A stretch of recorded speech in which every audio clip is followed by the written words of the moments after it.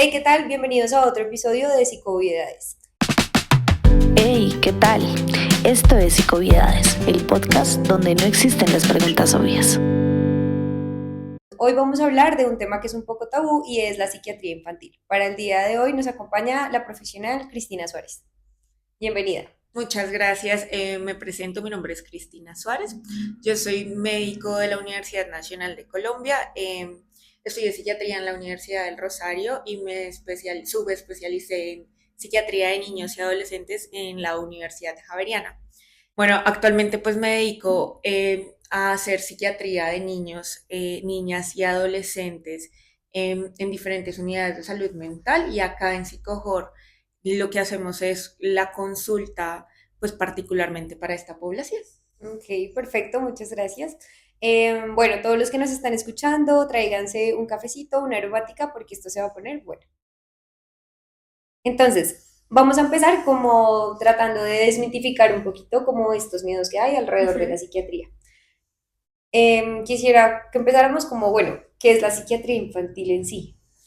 Bueno, yo creo que esa pregunta realmente es muy importante porque creo que es la duda que tienen la mayoría de los padres cuando les dicen que su hijo tiene que ir al psiquiatra. Ujú. En general, la psiquiatría de niños y adolescentes es una especialidad médica que se dedica fundamentalmente en diagnosticar y tratar problemas de salud mental. Y acá, digamos que eso abre un campo muy grande porque los problemas de salud mental no solamente tienen que ver como, al igual que en los adultos, como la depresión, la ansiedad y estas cosas, sino que los problemas de salud mental en niños, niñas y adolescentes tienen que ver mucho eh, con los problemas emocionales, del comportamiento, de los procesos de aprendizaje, de las dinámicas escolares, de las dinámicas en los diferentes contextos y de ahí pues parte, digamos, la atención en psiquiatría. Ok, entonces, ¿tú qué nos dirías? Como, ¿cuándo se recomienda ir a un psiquiatra infantil? En general, digamos que hay que ir al psiquiatra infantil siempre que haya una solicitud de alguien más o siempre que se remita, porque muchas de las veces a los papás los mandan, digamos, desde las instituciones educativas o desde un reporte, se indica que asistan a psiquiatría, pero creo que particularmente ante la identificación de problemas con nuestros hijos, de que las cosas no estén yendo bien en los campos que les mencionaba anteriormente, es decir, no están yendo bien las cosas en el colegio, ha empezado a deteriorarse su desempeño académico o empieza a aislarse o empiezan a haber cambios en la conducta de los niños. Hay dificultades en el contexto familiar o hay cambios en los estados emocionales que llevan a que pues sea mejor consultar. Ok, o sea que también se puede hacer como de manera preventiva, no siempre cuando hay un diagnóstico. Yo creo que eso es muy importante y es reconocer que cuando mencionaba sobre todo el que es la psiquiatría de niños y adolescentes, tiene que ver mucho es con los problemas de salud mental y no solamente los trastornos en Ok. salud mental. O sea, hay que entender la diferencia y es un diagnóstico se hace dentro de un consultorio, se hace en un espacio donde hay personas especializadas para decirte, hey, esto es lo que está pasando con tu hijo. Pero lo cierto es que pueden haber muchos problemas que no necesariamente sean derivados de que particularmente el niño o la niña tengan un trastorno mental. No sé, o sea, pensemos como en el caso de cuando hay un divorcio de los padres y empieza a haber unos cambios en el comportamiento, empiezan a hacer cosas como, no, está más irritable, en el colegio han empezado a llamarnos mucho, han puesto muchas quejas y uno dice, hombre, algo no está yendo tan bien, mejor consultemos, ya pues hay un problema, pero de ahí a que eso sea un trastorno, pues eso es otra cosa. Ok, hay una pregunta importante y siempre que, pues que uno suele remitir a los chiquitos a psiquiatría, los papás es como, ay, lo van a medicar. O sea, queremos saber como, ¿siempre que hay psiquiatra hay medicación o no es así? No, Y creo que él no es muy grande por lo mismo que decíamos. O sea, si estamos hablando de un trastorno mental, Ujú. y pues tal vez sí sea necesario, pero si las dificultades que se están presentando requieren otro tipo de atención, quien va a definir qué otro tipo de atención requiere es el psiquiatra. Y es por eso es muy importante que lleguen y no se queden también un poco con ese temor, que muchas veces a los papás les pasa, como mejor no voy porque lo van a medicar y yo no quiero que mi hijo esté medicado. Y en ese temor, pues ese problema que antes era un problema de pronto no tan grave, pues se queda ahí y se vuelve una bola de nieve y Mm, crece y pues ya ahí ya hay un problema. claro. Y entonces ya, pues, digamos, no estaríamos atendiendo las cosas como tan oportunamente y a lo mejor algo que podía tratarse desde un abordaje específico de, no sé, una terapia con psicología, pues a lo mejor ya está mucho más grande y aunque no lo queramos, sea la mejor indicación un manejo con un medicamento. Ok, creo que eso es importante también, como entender que ustedes tienen otras herramientas, que no es solo como los psicofármacos, sino que también dan otras estrategias, Ujú. recomendaciones distintas en casa. Entonces, bueno, ya ahí como que rompimos un poquito el hielo, hay otras cosas importantes que me gustaría como que les contaras un poco y es como, ¿qué tan importante es un diagnóstico como en esta época de infancia, adolescencia? O sea, si se evidencia algo, ¿es importante diagnosticar en esa edad temprana o tendría que esperar a que ya esté más grande o cuál es tu sugerencia en eso? Yo realmente creo que más que el diagnóstico como tal, la etiqueta, lo importante es que pueda haber un tratamiento, Ok. ¿sí? Un tratamiento temprano y oportuno, porque eso va a tener consecuencias a largo plazo. Entonces, digamos, de pronto hacer un diagnóstico a veces puede tardar y voy a ser muy honesta, sobre todo con los niños muy pequeños, los diagnósticos son un poco más difíciles, son un poco más retadores, uno tarda más tiempo en hacerlos, entonces, pues eso toma su tiempo Ujú. y tal vez la premura de hacer un diagnóstico temprano pues nos puede hacer caer en el error, pero independiente de esa decisión de qué diagnóstico como tal está, sí es importante que haya un tratamiento temprano y poder consultar es eso, o sea, poder consultar es poder recibir una atención oportuna. ¿Qué consecuencias tendría el no tener esa atención oportuna que tú dices? Como el no prestarle Ujú. atención a una pues, condición de salud mental. Pues ahí sí, creo que depende particularmente de los diagnósticos, pero en la psiquiatría de niños, niñas y adolescentes, lo más importante es cómo esto se transforma en el tiempo. Okay. Eh, Porque, de nuevo, lo que te decía, algo que era como un problema de salud mental se puede terminar convirtiendo en un trastorno de salud mental. Mm, Eso por un lado. Pero por el otro, pues también está el que hay trastornos específicos que tienen consecuencias a largo plazo si no se tratan en un momento más temprano y eso va a depender del tipo de trastorno. Particularmente hablando, digamos, del trastorno por déficit de atención e hiperactividad, eso se ha visto que a largo plazo, si no reciben intervención, por ejemplo, durante la adolescencia pueden tener muchas complicaciones como otros trastornos, trastornos de ansiedad, trastornos depresivos o trastornos por consumo de sustancias, ¿no? Entonces, Okay. eh, poder atender eso más temprano y hacer una intervención adecuada más temprano puede evitar esa consecuencia. Ok. Bueno, eso que dices también me hace como generar otra duda y es, ¿hay trastornos específicos de infancia? O sea, cosas que solo le pasen a los niños y a los adultos, ¿no? O viceversa. Eh, No sé, por ejemplo, dicen eso, como que uh-huh. el autismo TDAH es solo como un diagnóstico de niños. Claro, pero si tú lo piensas, el autismo o el trastorno por déficit de atención e hiperactividad son condiciones, ¿sí? Ok. Entonces son condiciones que permanecen en el tiempo. Antes hablábamos de que el trastorno por déficit de atención e hiperactividad era algo que en la adolescencia desaparecía. Pero ahora sabemos que más o menos entre el 50 y el 60% de niños que tuvieron diagnóstico con trastorno por déficit de atención e hiperactividad en la adultez tienen síntomas todavía. Y algunos de ellos cumplen criterios para TDAH del adulto. Entonces, pues esto digamos que antes pensábamos que eran solamente de la infancia, ya hemos estado evolucionando hacia no es tan así, no, como que esas cosas que pensábamos que se quedaban, no se quedan. Ok, bueno, hay, digamos, algunos temas complicados y es como la estigmatización, cómo podemos evitar que un niño que tiene un proceso psiquiátrico, psicológico, deje de ser estigmatizado en su casa, por su familia o en el colegio. Yo creo que esa pregunta no es tan sencilla porque el estigma viene como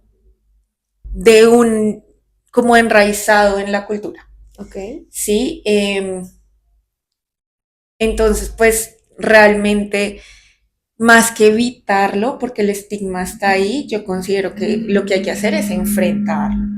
Y enfrentar el estigma mediante el ponerlo sobre la mesa, el reconocer también qué cosas nosotros tenemos, porque todos las tenemos, todos tenemos estas cosas que vienen en nuestra cultura, que creemos que están ahí como en el chip y que son así, y que de pronto pues están siendo estigmatizantes hacia otras personas o hacia otros seres humanos. Entonces, creo que parte de el reconocer que eso está ahí.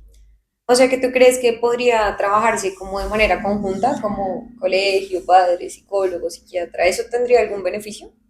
Yo creo que no solamente desde el estigma, sino desde la atención en general de niños, niñas y adolescentes, se debe abordar desde todos los campos.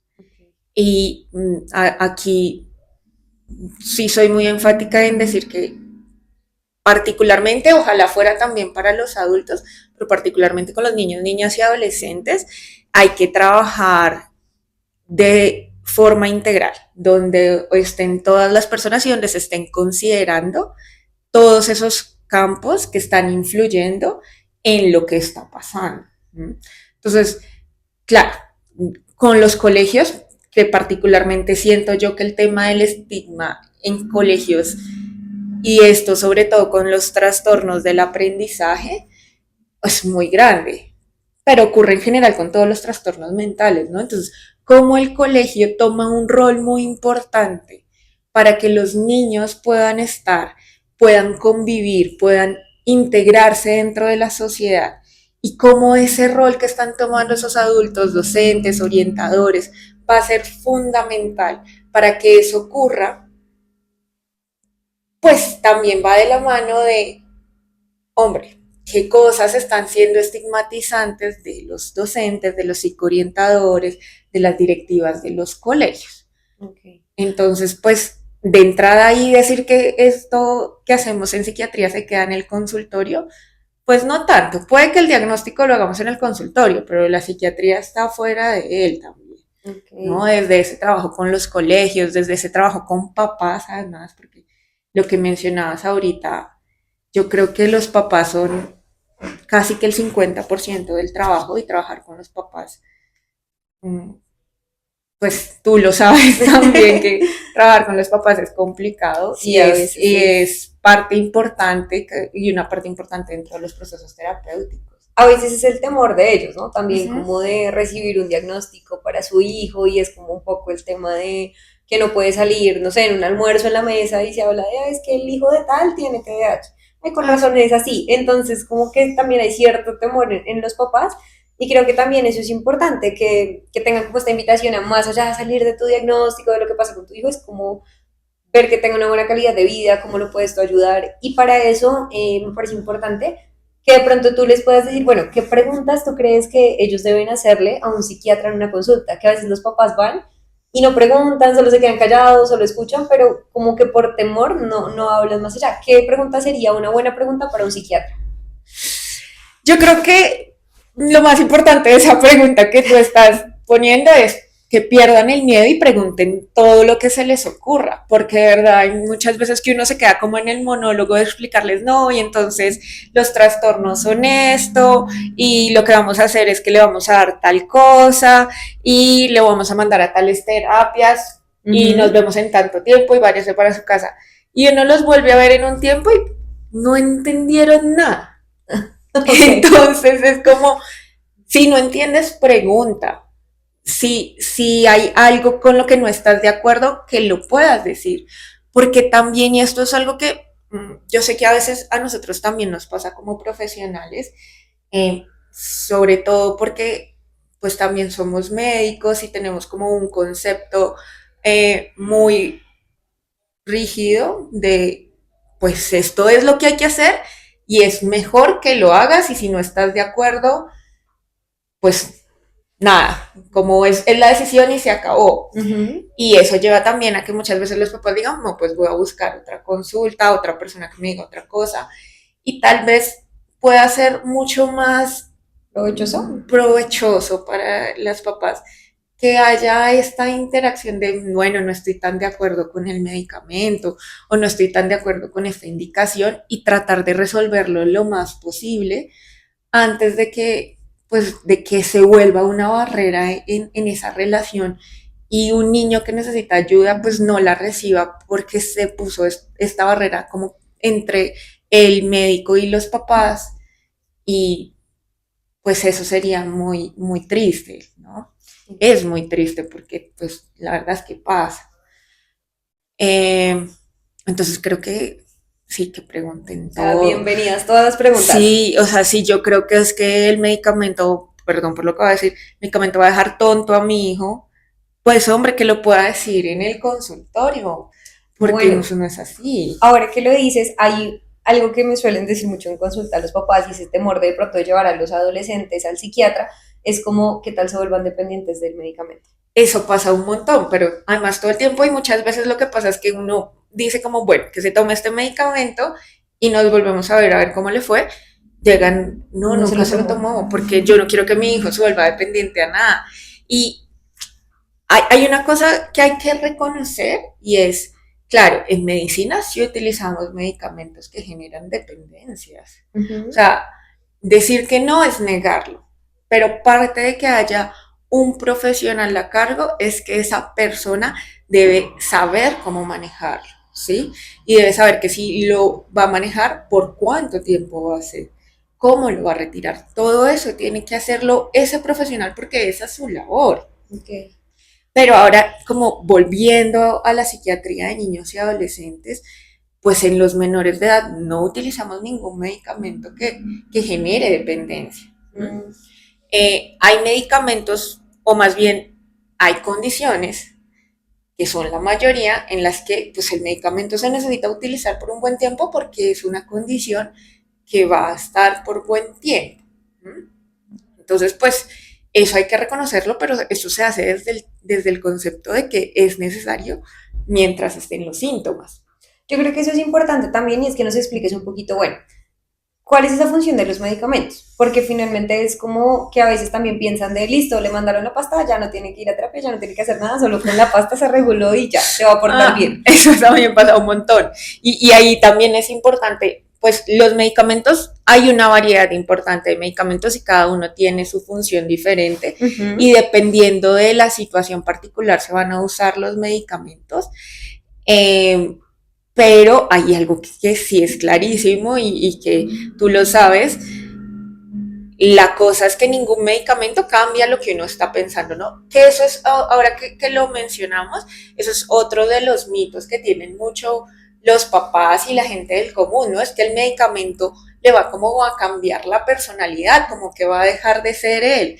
Y pues no, los medicamentos ayudan a regular ciertas sustancias químicas que hay en el cerebro, dependiendo de cada condición en particular.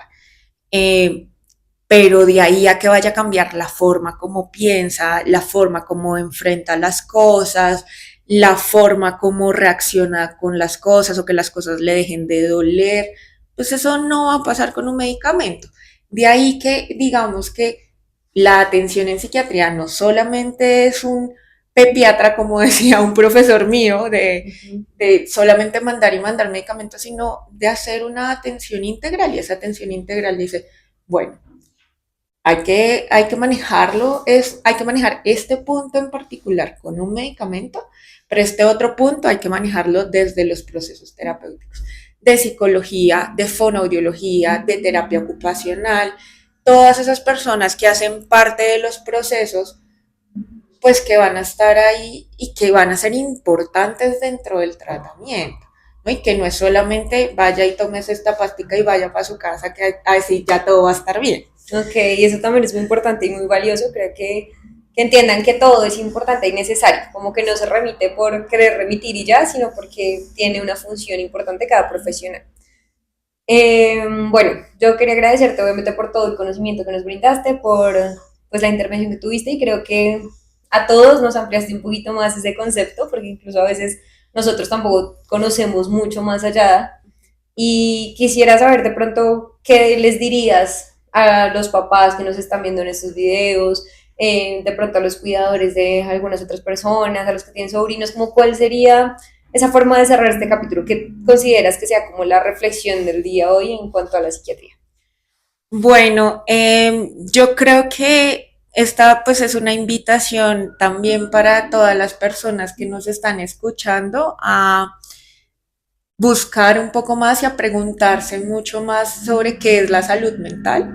Y no solo desde la psiquiatría, sino desde todos los actores de salud mental, de que todos somos agentes de la salud mental de las personas, porque la salud mental no solamente ocurre en los consultorios, sino que ocurre en el servicio público, ocurre en el colegio, ocurre en la casa, ocurre en todos esos espacios en los que habitamos día a día.